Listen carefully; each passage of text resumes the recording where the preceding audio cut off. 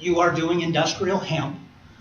But the other part that is out there is, this is going to sound really strange, but I get a lot of phone calls from marijuana people saying, you folks are ruining my business. And after some of those phone calls, I can actually tell you there's one sheriff in one county that is really excited that you're there now. He didn't call that way at first. He was really ticked because he was worried about you being covered for illegal marijuana grows. And after I explained to him what this meant, he may be now your biggest supporter. He's looking for hemp growers in that county because he realizes now that the hemp is going to lower the THC quality of the marijuana. And so it's those discussions that we want to have.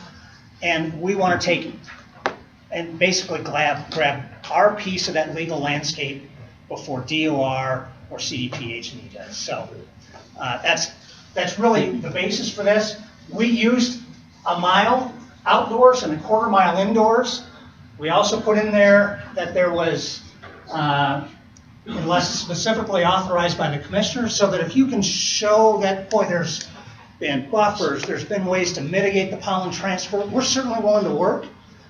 We're also willing to discuss that mile and a quarter mile. I don't know that there's any data out there for how far pollen transfer is in cannabis.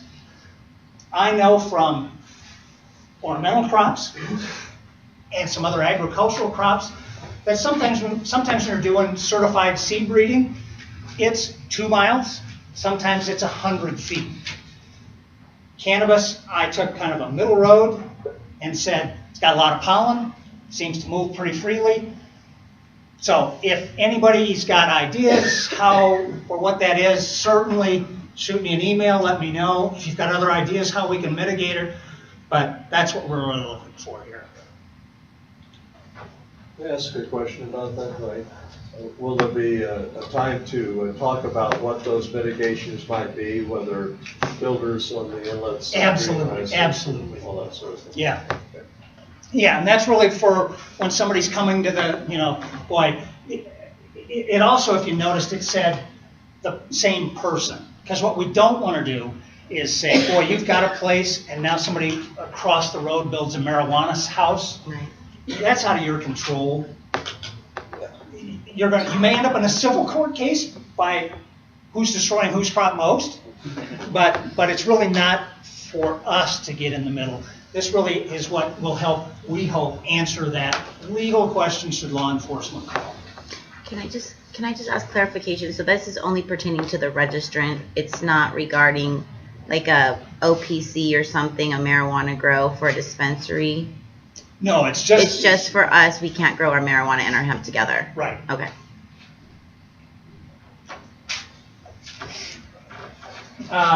Define a registration, and this really is each non-contiguous land area will be a new registration. Okay? Any additional land area, so if you have a registration, you want to add area, you'd add a new registration. Can you define that a little more? Like say there's one registrant's land area and they have part on this side and part on that side. We have to have 2 separate registrations at that point? It literally has to be touching. Yeah, you'll want non-contiguous land area. So I'm going to try to take these questions all at the end because, again, once we get through this, may all make more sense. Every little piece is easy to try to. It may and it may not. So if not, that's hopefully where we can go back to a slide and we can talk about it. And the $2,500 fee applies to each registration. We'll get there, yeah. So single registrations, really it's necessary for us to track sites, what's planted on a registered area, and ensure accuracy testing can be done. So we have had a number of times where people have said, oh, here's my property. Gee, now 6 months later I got this over here. I got this one over here. Oh, cancel this one, move this one here. And again, it's back to that shell game. When I say shell game, that's not necessarily because anybody's trying to hide it.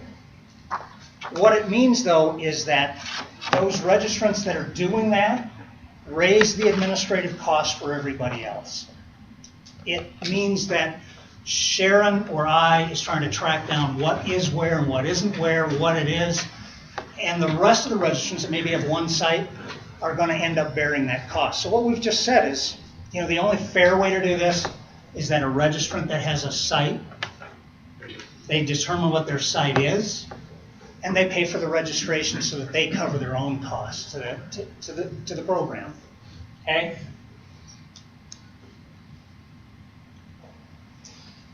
And this really comes to this one.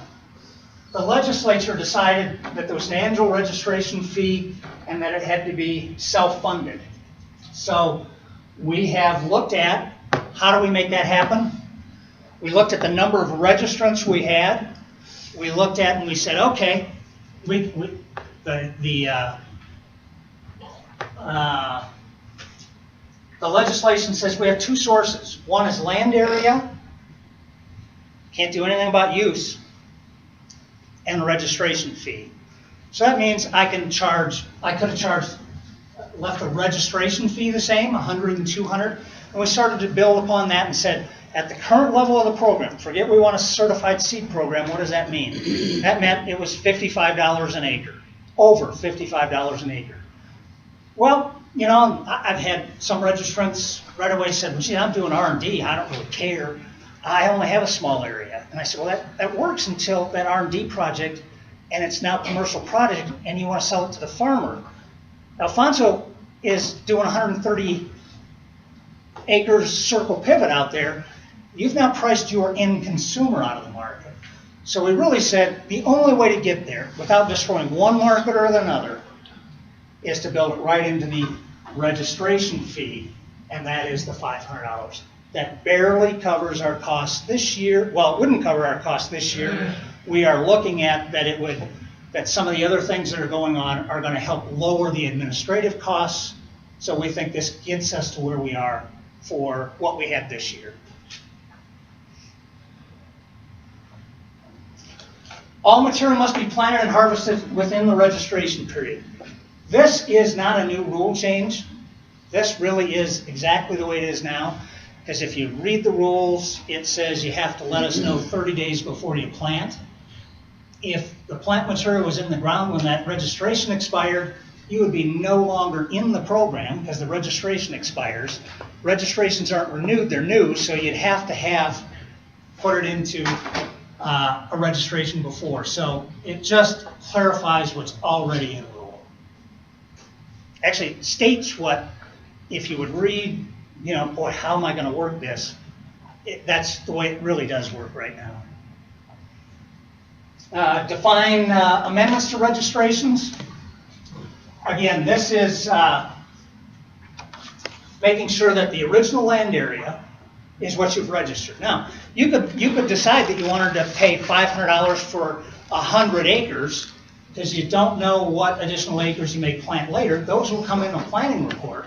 But you could do, like you were saying, instead of 10 acres here and 10 acres there and that too, you could do the 100 acres and then plant in different areas. So there are ways to look at it. And this is really, part of the reason is, like I mentioned, our ability to make sure that the registration as it's applied is what pays for the cost. It's not somebody else paying for another area. Incomplete applications will not be processed, and applications will not be refunded if a registration is not granted. This really isn't any different. I mean, we have this already. We were, and we intend to continue. We've had a number of registrations come in that were, boy, they didn't have right GPS codes or whatever. Well, this is not our attempt to grab that money and run. We still want to keep working with people. But what we do want to make sure is that what is already in statute, we're going to press or print, and that is, it's an application fee. Our costs are up front as we process it. If somebody is not in compliance for whatever reason, we don't want that registration that wasn't granted to pass on to the other applicant. So it's not intent to grab and run. It's still our intent. I think anyone that's worked with Sharon or called understands that that's not going to change. It just spells out. Current contact information. This goes back to that. Well, we had a number of registrants we sent something to, and it either came back, we called, the phone's disconnected, we had no way to get a hold of them. So, as part of the condition of registration, people will be required not only to keep that information current, but notify us within 10 days. This is a new report, and it's because, again, back to, we asked originally for, at registration, what variety are you going to plant? So many people. I mean, the norm is, I don't know what I'm going to plant. I don't know what seed I'm going to get, or if I'm going to get seed. So we just kind of let no variety selected. It was fine at registration. We didn't really care as long as we knew it was going to be hemp. And then we got to plant harvest time. This is where this all kind of blew up in our face. We got to harvest time, we sent out these notices, let us know when you harvested. We didn't hear back. So now we spent hours upon hours trying to get a hold of people, only to find out that many of them didn't harvest, so they didn't feel like they had to let us know. And the rules didn't say they had to let us know they didn't plant it, and didn't say they had to let us know that they weren't harvesting. So this really means you still be able to come in and register just the way you have been. You may not know what you're planting. You may have suspected what you're planting. You may have a contract for seed from somebody. That's all fine. We still appreciate that at registration time. But when it comes to planting, by the time you put that seed in the ground, you'd better know what it is. So at that point in time, tell us what it is. Then we can start to develop some of the things that we think are important to the program, which is being able to develop which variety is doing well, which areas need some help. So that's really the purpose of this.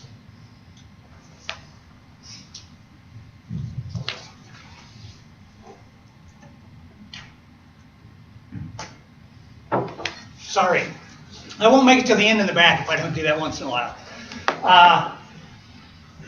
This really is really some cleanup, and so I'll tell you the whys. The 33% to 100% is not because we want to go out and sample 100%. I think I told you what our real goal is, to have certified seed that we don't. What happened when we changed, which was, again, to support what we'd heard from the industry. Boy, we used to have a May 1 deadline. It said, boy, if you weren't registered by May 1, sorry, see you next year. We changed that, and we added indoor for research. So all those things we did to try to help meet the needs of the industry, what we didn't realize is what that meant from our standpoint of sampling. So now what happens is we go out and sample a bunch, and we get close to 33%, and we have to wait until we get a few more registrants to go out, because somebody, it could be law enforcement, could be a neighbor, could be anybody, could be something that we think, well, we need to go out and look at whether we have somebody that's in compliance. Once we hit that 33%, we can't do anything. And again, we look at that as a way that's that legal loophole that we just need to close. We have really no capacity to do 100% testing. It's not our intent. This just allows us to do what we need to do based on the changes that we made when we expanded registration to a year-round. Because literally, when we get to May 1st, I don't know how many registrants we'll have. We could drop the number of registrants we have, and we could be over our 33%. So this just really clarifies the whole what we need to sample. Okay, and again, there's the part of 10 days. No registrants may be selected for 2 years in a row without cause.